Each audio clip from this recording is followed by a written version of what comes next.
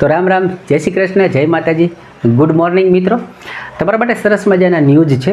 જે લોકો sanitary inspector બનીને ઘણા સમયથી રાહ જોઈ રહ્યા છે, લેબ ટેકનિશિયન બનીને પણ ઘણા સમયથી રાહ જોઈ રહ્યા છે, અને કોઈ એવા સ્ટુડન્ટ છે કે જેને એક્સરે ટેકનિશિયનનો કોર્સ કરેલો છે સરસ મજાનો, પરંતુ એ પ્રાઇવેટ હોસ્પિટલમાં નોકરી કરી અને સરકારી નોકરીની રાહ જોઈ રહ્યા છે. એવા માટે ખુશખબર છે.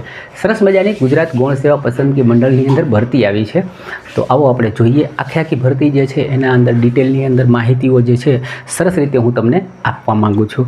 ઓકે, માહિતી જે છે આપ જોતા હશો બોર્ડ ઉપર પણ મેં લખેલું છે, જેમ કે ગુજરાત ગૌણ સેવા પસંદગી મંડળ દ્વારા અહીંયા મેં જગ્યાઓ લખી છે. એડવર્ટાઇઝ એનો નંબર જે આપેલો છે એ લખેલો છે, અને એડવર્ટાઇઝનું નામ લખેલું છે, પબ્લિશ ડેટ જે છે એ ક્યારે થઈ છે, અને એના માટે એજનો ક્રાઇટેરિયા શું આપેલો છે.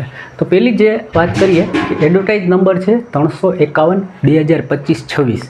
એના અંદર જગ્યાઓ છે 81 જગ્યાઓ છે. એક્સરે ટેકનિશિયન અથવા તો એક્સરે આસિસ્ટન્ટ માટેની આ વાત કરે છે. 26/8 આ જાહેરાત જે છે પબ્લિશ થઈ ચૂકી છે. બીજી વાત કરીએ તો 18 થી 36 વર્ષ સુધીની ઉંમર મર્યાદા રાખેલી છે.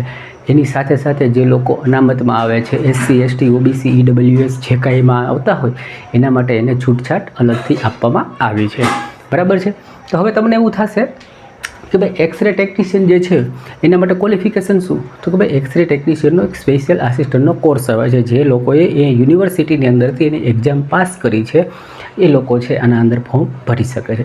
પગાર પણ સરસ એવો છે. જે મેં વાંચ્યું છે ત્યાં મુજબ લગભગ 40,000 જેટલી સેલેરી આના અંદર મેન્શન કરી છે, અને 81 જગ્યાઓ છે. તો એ લોકો જે છે એ ફોર્મ ભરી શકે છે. ગુજરાત ગૌણ સેવાની વેબસાઇટ ઉપર જઈને ફોર્મ એપ્લાય કરજો. બીજી વાત કરીએ, એડવર્ટાઇઝ નંબર છે 327 અને 2025-26ની વાત કરે છે. 145 જેટલી જગ્યાઓ છે. કોના માટે? તો કે લેબ આસિસ્ટન્ટ માટે. હવે આપણે બધા સિવિલ હોસ્પિટલમાં જતા હશું, કારણ કે ગવર્મેન્ટ જોબ છે તો સિવિલ હોસ્પિટલમાં જ મૂકશે સામાન્ય રીતે. એના અંદર તમે જોશો તો લેબોરેટરીની અંદર આપણને રિપોર્ટ કરવા મોકલતા હોય, તો ત્યાં જે હાજર છે બરાબર છે એ જે સ્ટાફ છે એને લેબ આસિસ્ટન્ટ તરીકે ઓળખવામાં આવે છે. એના અધિકારી હોય, ડૉક્ટર હોય, એ પેથોલોજિસ્ટ કહેવાય. બરાબર. તો એના માટે વાત કરીએ તો 26/8 જાહેરાત પબ્લિશ થઈ ગઈ છે. 18 થી લઈને 33 વર્ષ સુધીના દરેક વ્યક્તિ આમાં ફોર્મ ભરી શકે છે.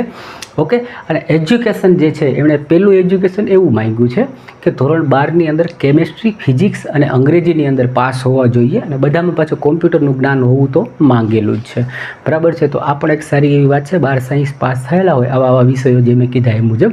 બરાબર છે. અથવા તો પ્રોપર જાહેરાત જે છે એ આ વેબસાઇટ ઉપરથી તમામ ડિટેલ 15-17 પેજની છે એને વાંચી જોવી જોઈએ. થર્ડ વાત કરીએ કે 349 નંબરની જાહેરાત છે 2025-26. એમાં 75 જેટલી જગ્યા છે, અને સેનેટરી ઇન્સ્પેક્ટર માટેની છે. શેની છે? તો કે સેનેટરી ઇન્સ્પેક્ટર 26 તારીખે પબ્લિશ થઈ ગઈ છે. 18 વર્ષથી 33 વર્ષ સુધીના લોકો આના અંદર ભરી શકે છે. તો સેનેટરી ઇન્સ્પેક્ટરનો એક સરસ મજાનો કોર્સ આવે છે. જે લોકોએ કર્યો હોય છે એ આમાં ફોર્મ એપ્લાય કરી શકશે. હવે તમને થશે પબ્લિશ ડેટ તો તમે કહી દીધી, પણ ફોર્મ ભરવાની અંતિમ તારીખ છે 15/9 છે. ઓકે. એટલે 15/9 સુધીમાં તમે આ બધા ફોર્મ ભરી શકો છો. જે લોકોને લાગતું વળગતું હોય, જો તમને ન લાગવું પડતું હોય તો એમને સુધી આ જાહેરાત કે આ વિડીયો જે છે પહોંચાડો, જેથી કરીને એ લોકો આના અંદર એપ્લાય કરી શકે છે. વિડીયો સારો લાગ્યો હોય, માહિતી મજા આવી હોય તો તમે અમને સપોર્ટ કરવા માટે નીચે આપેલું સબસ્ક્રાઈબનું બટન દબાવી શકો છો.